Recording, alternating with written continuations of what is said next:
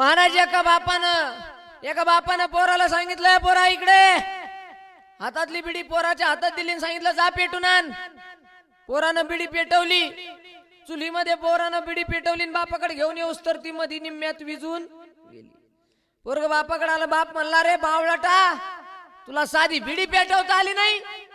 पोरग जीच गेलं महाराज, पण बिडी बी अशी जातय महाराज, फुकल्याशिवाय ओढल्याशिवाय ती विजत.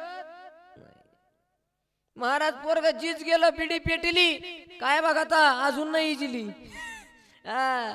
पण मला खरं सांगा, बाप म्हणला अरे बिडी पेतो का?